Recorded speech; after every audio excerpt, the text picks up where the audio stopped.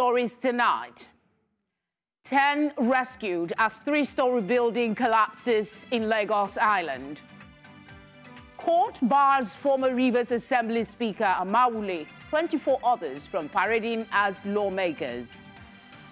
Supreme Court gives states 7 days to file defense over local government autonomy. Analysts predict a 42% downfall for ruling African National Congress in South Africa elections. Thank you for joining us. I'm Felicity Ezewike. Let's begin by telling you that a Rivers State High Court sitting in Port Harcourt has issued an interlocutory injunction barring 25 members of the Rivers State House of Assembly from parading themselves as members of the House. The 25 lawmakers, led by Martins Amawule and loyal to the Minister of the Federal Capital Territory, Nyesom Wike, had on December 13, 2023, defected from the People's Democratic Party to the All Progressive Congress, APC. Fractional Speaker of the House, Victor Okojombo, and 2 others had dragged the 25 lawmakers to court, seeking that they should be stopped from parading themselves as members of the House of Assembly following their defection to another political party. Also joined as defendants in the suit are the Rivers State Governor, the Attorney General of the state, and the Chief Judge of the state.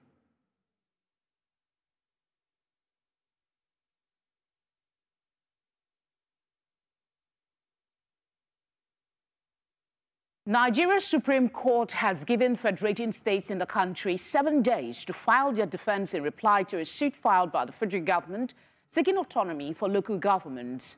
Justice Garba Lawal, who led a 7-man panel, also ordered the Attorney General of the Federation to also file his response within 2 days upon receipt of the governor's defense and fixed June the 13th for commencement of hearing. The suit seeking the enforcement of full autonomy for local governments in Nigeria, which was filed by the federal government, has been welcomed by many.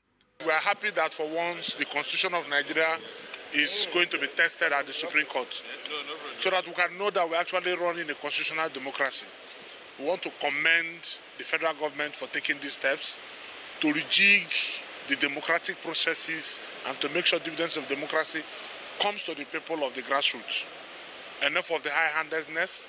As I speak to you today, out of the 774 local government councils in Nigeria, 331 are run by administrators appointed by the governors. It is time that local governments have autonomy to run their affairs, to collect rates, and as well manage and report to the people in the localities. And it is easier at that level to hold people accountable rather than a distant governor at the state capital, which the local people don't even know who he looks like. Many say efficient governance at the rural level cannot be possible without the full and active participation of the third tier of government, which has continued to be hampered by the overbearing influence of state governors. Governors have literally strangled the local government system of administration, starting from local government elections where the results are written in government houses that are so manipulated that the ruling party simply wins all the seats. Or once in a while, if they want to appear magnanimous, they simply allocate one councillorship here and there to the other political parties. The local governments were not designed to work. The system that would have made it work, the constitutional provisions failed to guarantee. While funds meant for local governments from the Federation accounts are paid monthly to them through their respective state governments, many of these state governments retain the funds and only release to local governments what they wish. The joint account was meant to be an account to receive money from the Federation, and thereafter it is disbursed to the rightful owners. But what has happened that it has become an opportunity for the governors to maintain their fiscal stranglehold on the purse of local governments. So local governments have been frustrated. They don't get the resources due to them. Justice Lawal ordered that the 8 states that were not in attendance at the proceedings must be served with fresh hearing notice. The court have ruled on that, and we have no option, so we'll comply. The 8 states are Borno, Kano, Kogi, Niger, Ogun, Osun, Oyo, and Sokoto.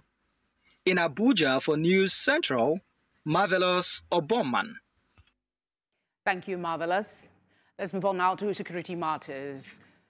The Secure Nigeria Group has called on the federal government to rise up to the responsibility of ensuring the security of both lives and property of her citizens, especially in Plateau State. The group, led by Redzi Jujo, was speaking in Jos during an event to call for the National Day of Mourning for 30 people killed 7 years ago in Nikedoro area of Basa, local government area of Plateau State. News Center's Chizoba Anyowe tells us more.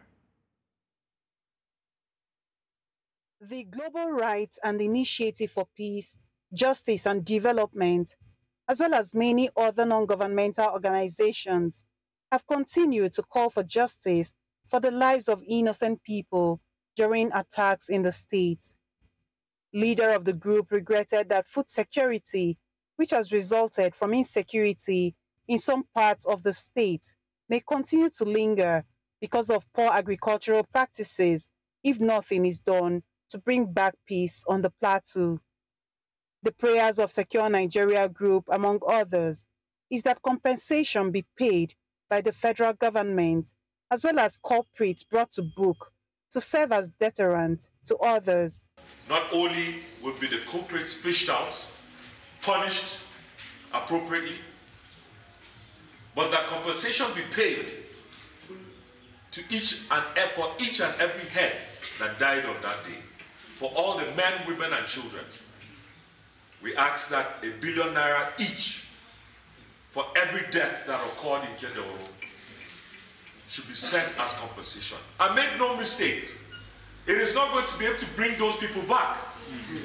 We know that. But how else would the federal government be able to show that it means well for its people? The group called on the Nigerian military to do all within its powers to flush out the bad eggs within its system for more effectiveness in the fight against insurgency. All the job, all the work that the Nigerian army is doing, and which is very commendable. Whatever it is that is being done, we have a few bad eggs that are spoiling the work that is being done. And we say today that till those people are held accountable, that there will be no peace the way we want it in Nigeria. There's a lot that has been going on in Plateau State, in the Middle Belt, and in Nigeria. But except you are bringing those who are complicit to book, the war against terrorism in Nigeria and in Plateau State will not be able to end. They further called for a national day of mourning for the victims, while a signpost engraved with the names of the 30 victims of the tragic incident 7 years ago was later unveiled and mounted at the middle of Nikendoro in memory of them. In Jos for News Central, Chizoba Anyowe.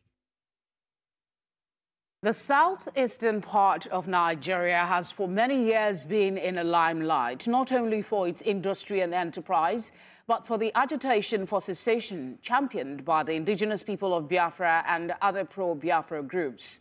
This agitation gained momentum after Nnamdi Kanu became the leader of all the pro-Biafran groups, but took another dimension since his incarceration. It's been unending bouts of sit-at-home orders enforced by the agitators in the 5 southeastern states for different reasons. News Center's Chinwe Ugele has more. May 30, 1967 was the day the Republic of Biafra was declared, which triggered the internal civil war. Although it was a short-lived republic, the agitators find the need to commemorate the day known as Heroes' Day by ordering people within the zone to stay indoors the whole day. Non-compliance with this directive usually meets unpleasant reactions from enforcers. Earlier in Umuahia on Thursday, there were skeletal movement of vehicles and persons.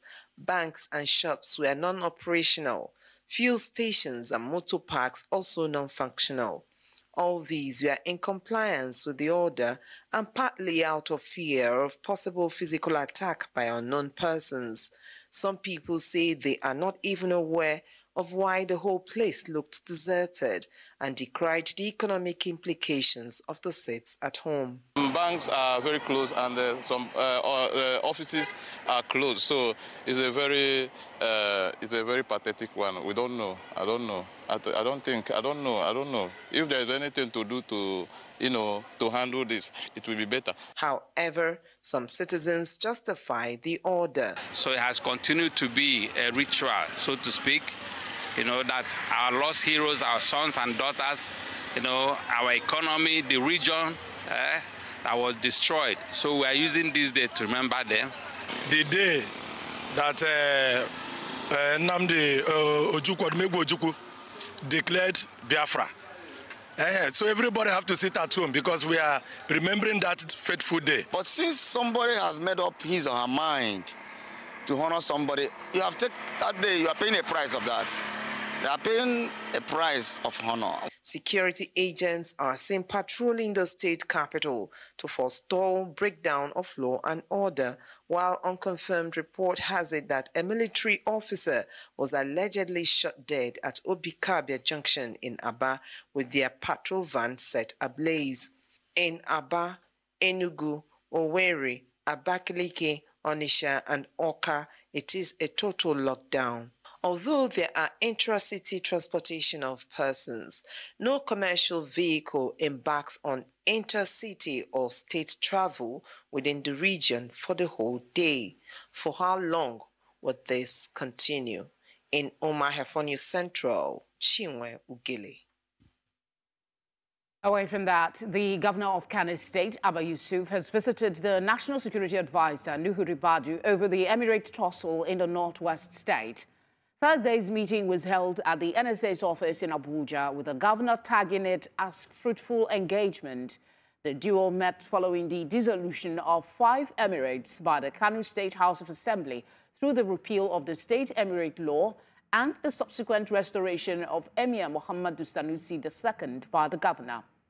In a statement after the meeting, the governor's spokesperson, Sanusi Bature, said the men deliberated on several issues, including state national development and the peaceful coexistence of the nation.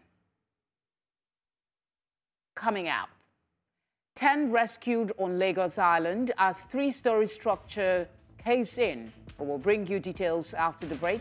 Please stay with us.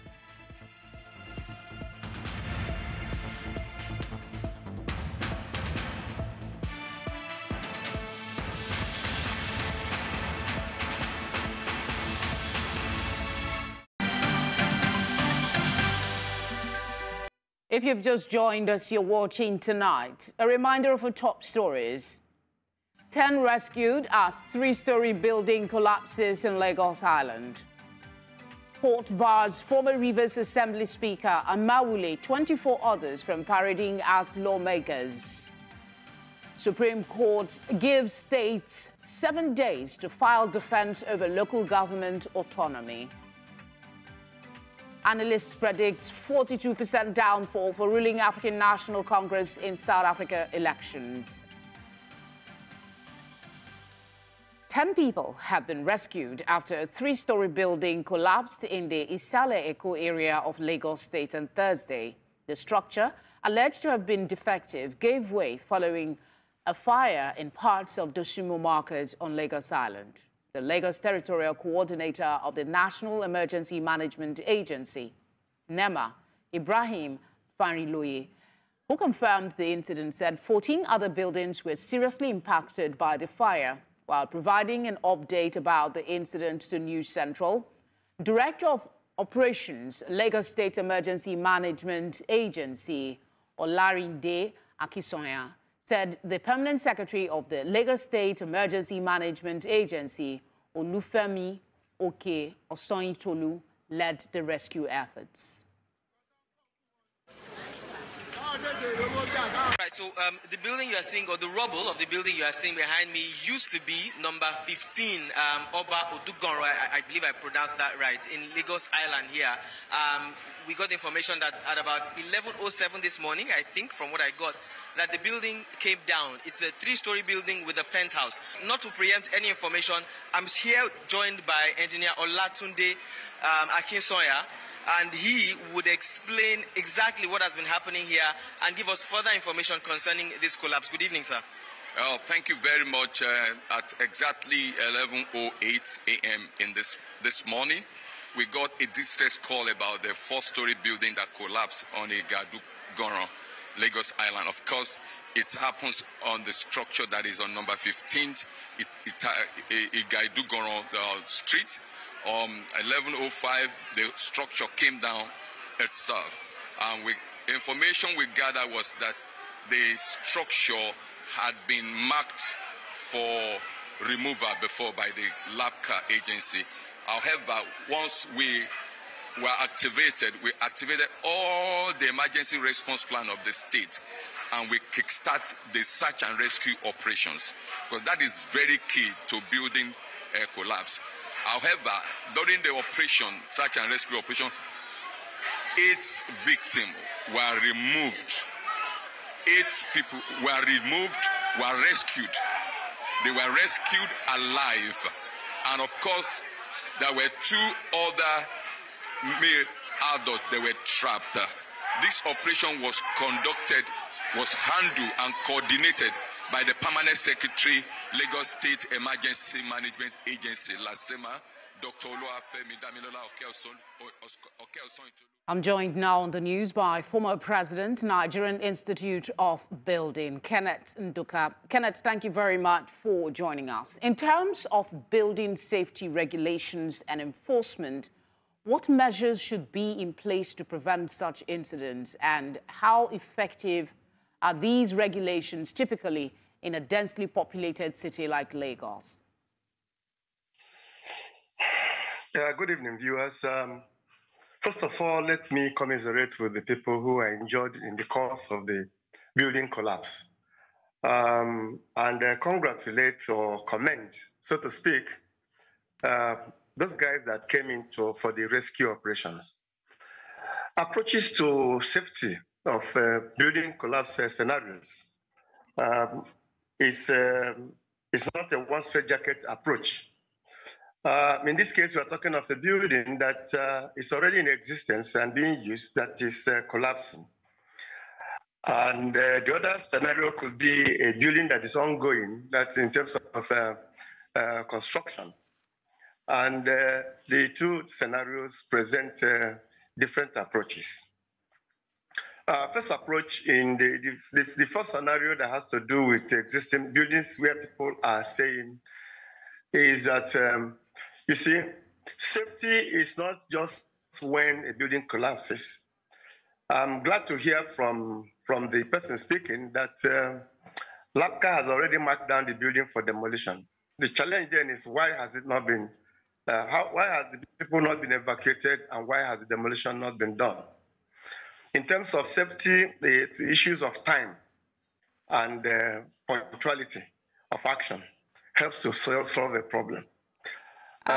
In existing buildings, it's very important that buildings should be examined. They should be surveyed. Once in a while, to establish the structural integrity and fitness for habitation by those who are there. And if along the line any scenario is highlighted that impedes the safety of the people, it is then that appropriate action should be matched. I would not know what actions we are taking or what was proposed that was not done until this happened. But be that as it may, at all times, safety issues should be paramount. And in the case... Okay, I think the network is interrupting. This conversation. Let's try one more time. Kenneth, can you hear me?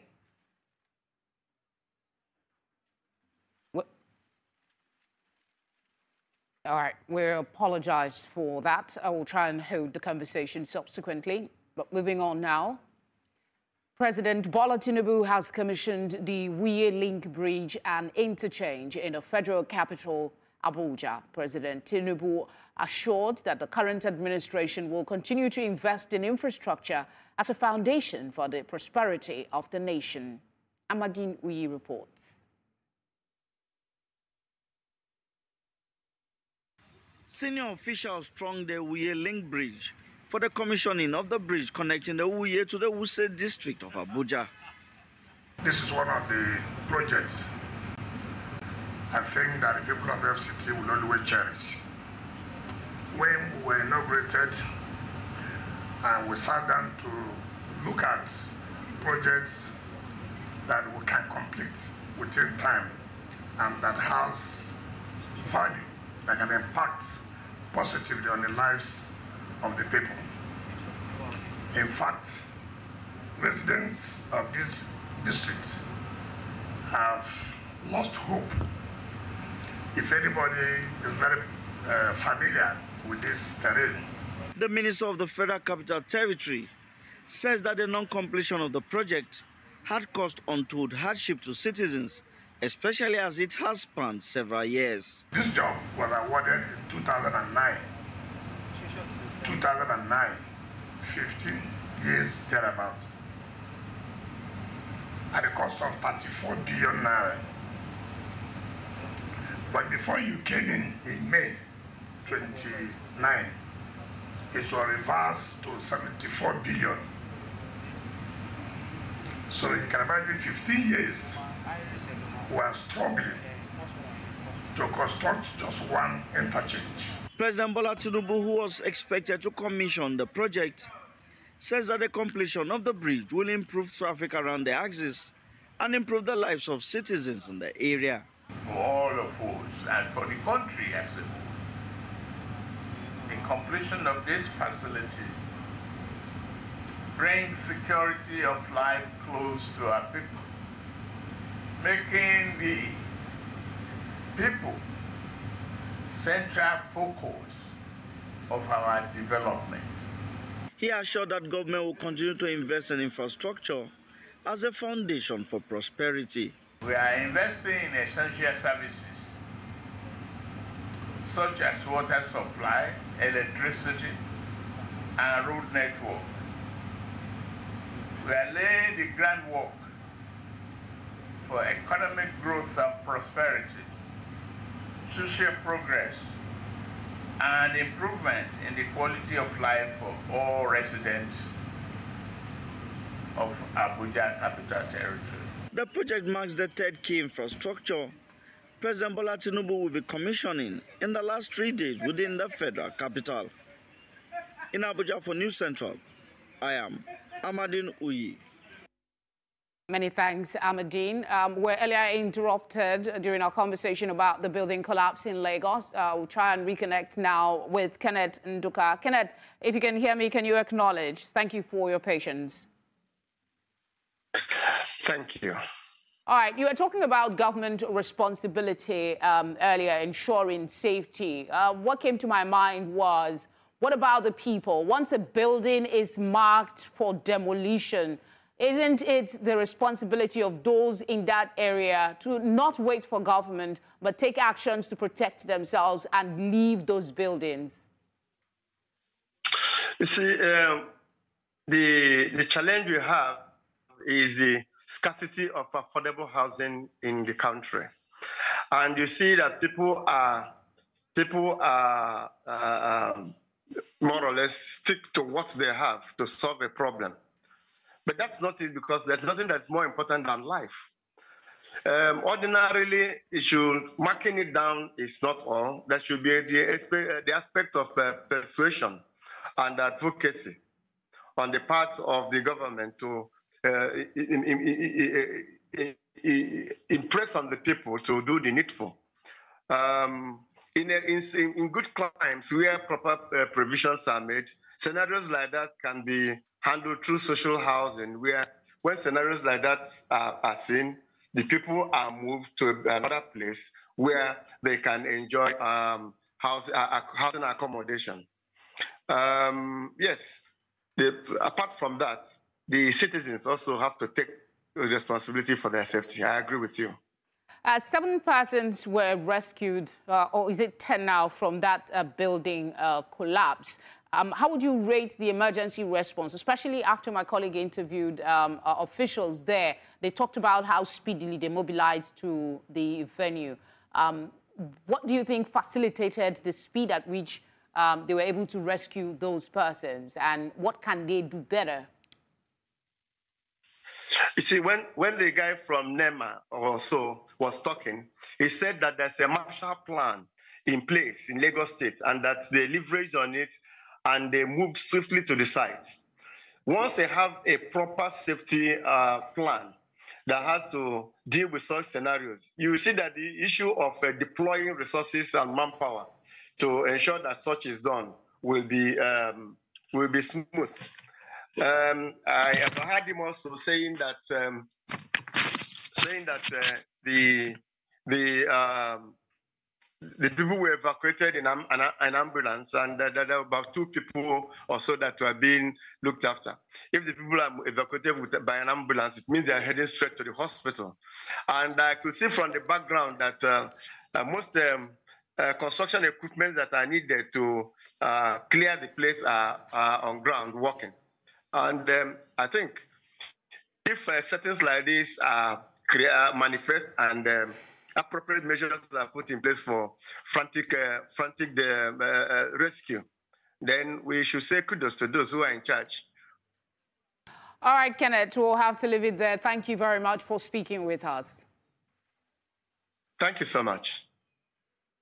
Following an advocacy by co-host of News Central's A Place at the Table, Funke Treasure, on the deplorable state of roads connecting the Wole Soyinka train station in Abeokuta, member of the House of Assembly have asked the state government to look into the status of the infrastructure in the area. In this special report, News Central's special correspondent on investigative journalism, Marshal Anthony Onoye, visited the location and tells us more.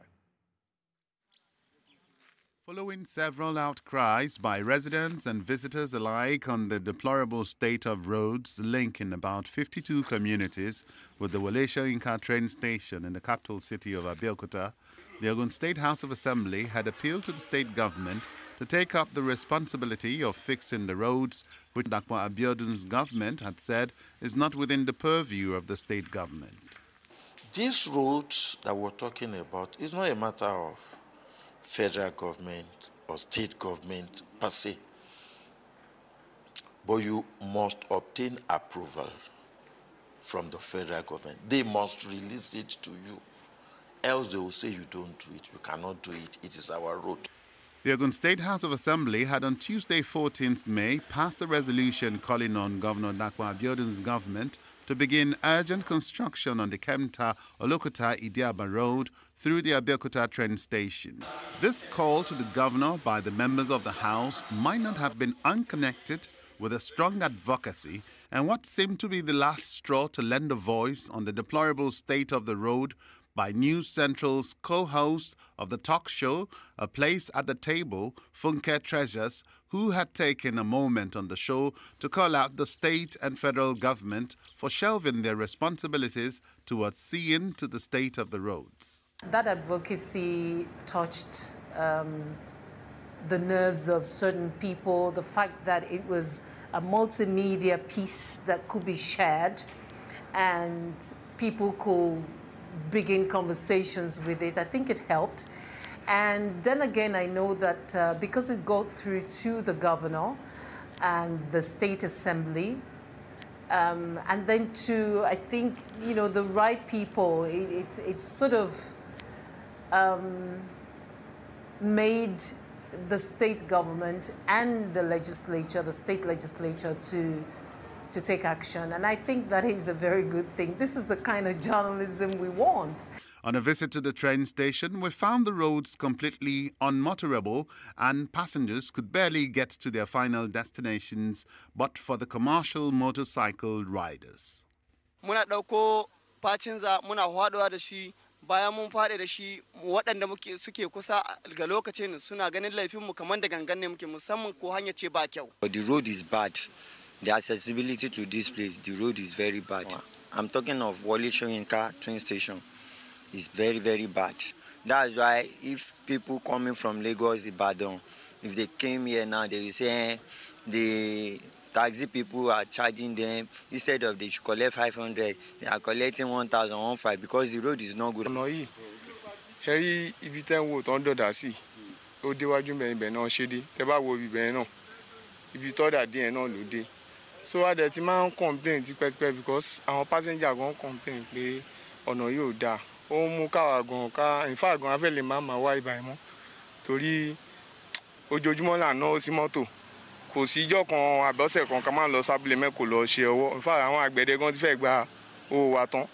a chat with the Speaker of the House of Assembly, Honorable Oludaisi Alemide, I queried the level of deplorable roads within Ogun State, especially within and around communities bordering Lagos State. Let me tell you, because most of this industry have their headquarters in Lagos State, head offices in Lagos State, most of their taxes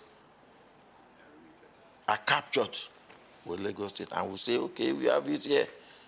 So it's just like having those companies, they will say they need water, they need this road, but the mudu, the way I will call it, does not land in Ogun State. Because it is our role to deliver good governance. There is no government all over the world that can boast that at a trench or at a goal, you will do every road in a particular state.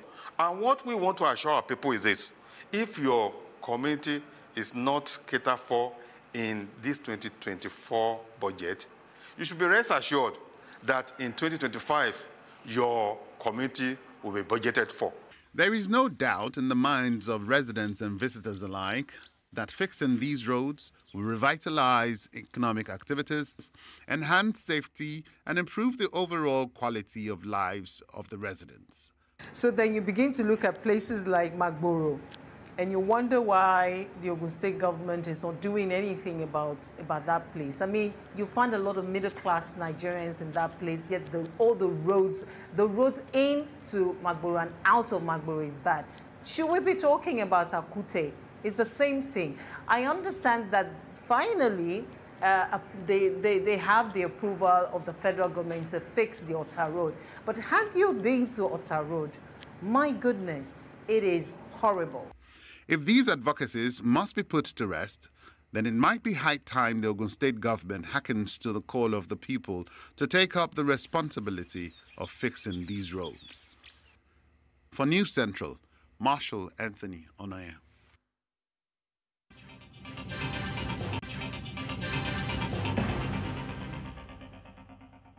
We have breaking news. Former U.S. President Donald Trump has been convicted on 34 felony counts of falsifying business records related to a payment that silenced a porn star. The judge in the case has scheduled the sentencing of the presumptive 2024 Republican nominee for July 11. Trump's lawyer has requested that the sentencing be set for mid or late July, citing the need for his legal team to prepare for pre-trial hearing in Trump's other criminal case involving classified documents in Florida.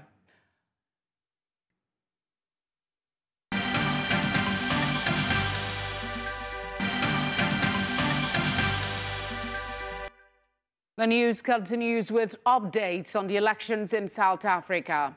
Analysts have predicted a big downfall for the ruling party, African National Congress, ANC, and on the course to lose the 30-year-old unchallenged majority it's enjoyed.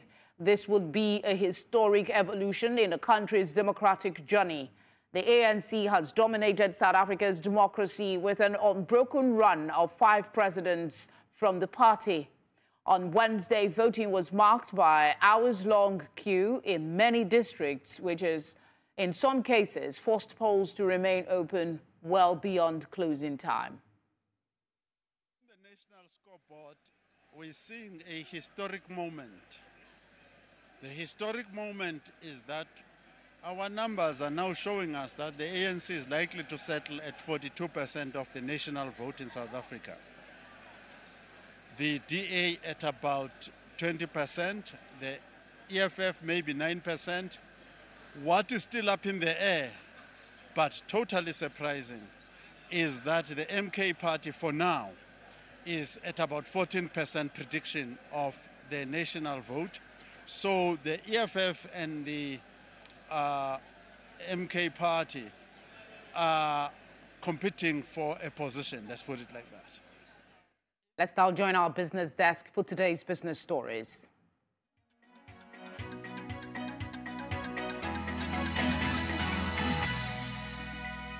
Business news in association with Money Master PSB, the easy way to master your money.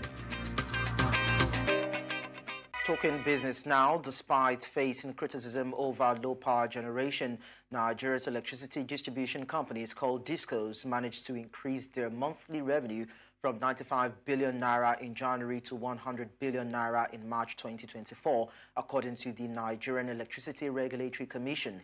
This revenue surge coincided with a significant power supply drop due to gas shortages. NERC data revealed that despite receiving less energy each month, DISCOs improved their billing efficiency. The revenue increase is linked to a tariff hike, with NERC reporting an average tariff of 62.73 kobo per kilowatts in March. Among all DISCOs, Ikeja topped with a revenue of 20 billion naira in March. Despite nationwide blackouts in January, DISCOs collectively generated 292 billion naira in Q1 2024. Now, ExxonMobil is ending its lease on offices in Lagos's Lekki district, signaling a downsizing of operations in Nigeria. Security concerns have prompted Exxon, Shell, Total Energies, and ENI to consider leaving the Niger Delta, but regulatory hurdles have delayed their plans. The sale of Exxon's land and shallow water assets to Seplat Energy is progressing, with a recent agreement between NNPCL and Exxon seen as a step towards regulatory approval. Despite government efforts to attract oil firms, Exxon's move to smaller offices and lack of new investments demonstrate its commitment to scaling down in Nigeria.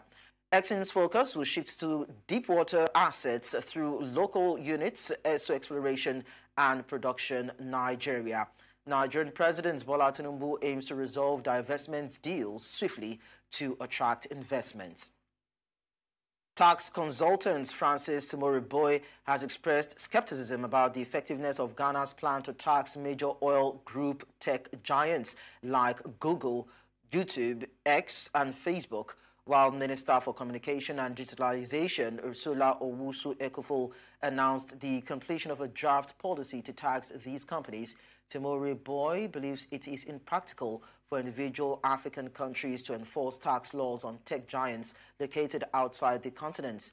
He suggests that Ghana should collaborate with other African nations to develop a comprehensive policy that compels these companies to comply with taxation laws. Moriboy highlights the challenges of ascertaining global revenue and the need for technical capabilities in cooperation. He acknowledges the potential for substantial revenue from tech firms, but emphasizes the importance of pursuing taxation in a manner that prevents evasion. And that's all on Business News. Many thanks for watching. I am Lekon Onobanjo.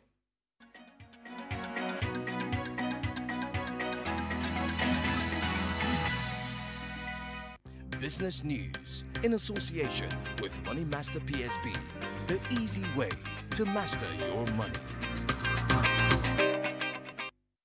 Let's now get some sports update from our sports team.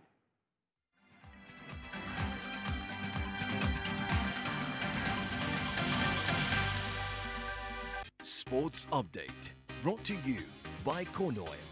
Corn Oil, we go the extra mile. Super Eagles coach Finidi George has handed a call-up to Ibrahim Olaoyin following the withdrawal of Bayer Leverkusen winger Nathan Teller from the squad ahead of the 2026 FIFA World Cup qualifiers against South Africa and Benin Republic. Teller had excused himself from the upcoming matches and has been immediately replaced by Olaoyin. The attacking midfielder had an impressive season in the Turkish Super League with his club side Çaykur Rizespor, scoring 8 goals and adding 3 assists in 36 games. The Super Eagles camp will open on Monday the 3rd of June and Nigeria will face South Africa at the Godswill Akpabio Stadium in Uyo on Friday the 7th of June before travelling to the Ivory Coast to face Benin Republic on Monday the 10th of June at the Felix Houphouët-Boigny Stadium in Abidjan.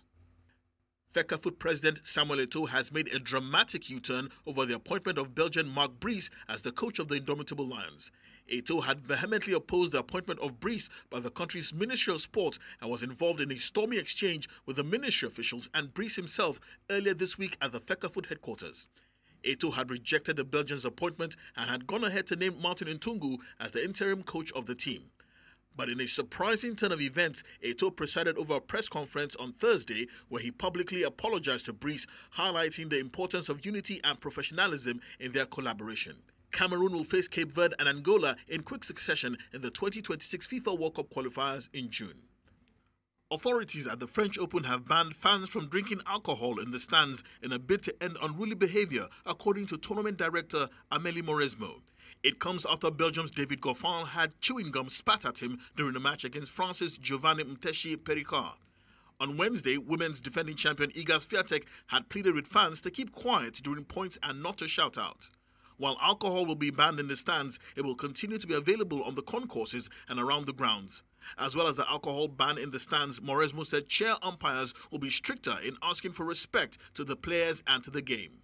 And finally, the International Boxing Association has described the International Olympic Committee's response to its announcement to pay medal-winning boxers at the upcoming Paris Games as a travesty and a disgrace. The IB had announced on Wednesday that it plans to pay medalists while also guaranteeing them rights to future title fights, a groundbreaking decision in the sport. However, the IOC reacted quickly to the announcement, citing a lack of financial transparency as the main reason for rejecting the $3.1 million plan. The IOC had previously underlined that the IBA, led by Umar Kremlev, had no involvement whatsoever at the Paris 2024 Games, having been expelled from the Olympic movement in June last year, a decision that the IBA has appealed to the Court of Arbitration for Sport and is pending ruling.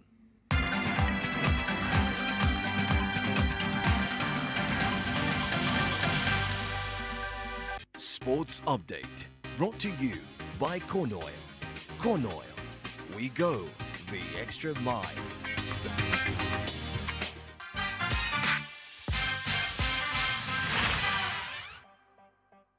Entertainment news in association with Glow Unlimited.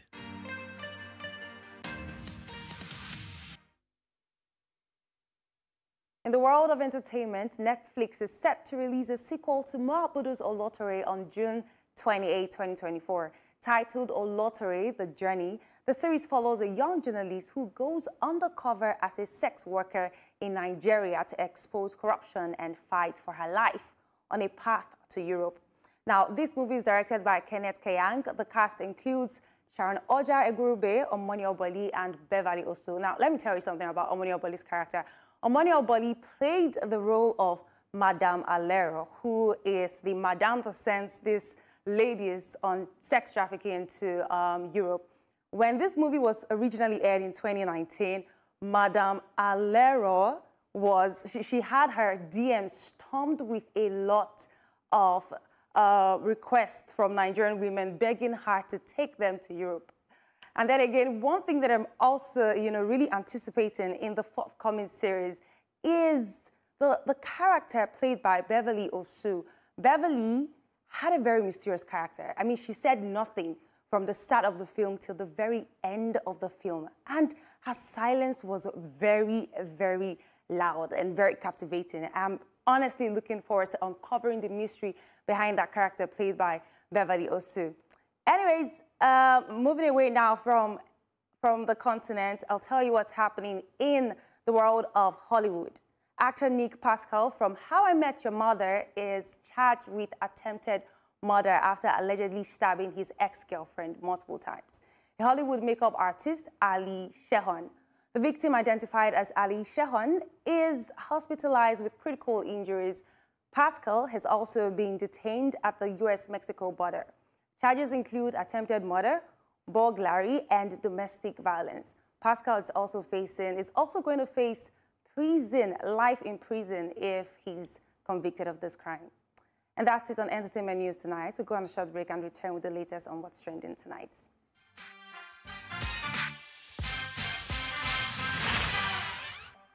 Entertainment News in association with Glow Unlimited.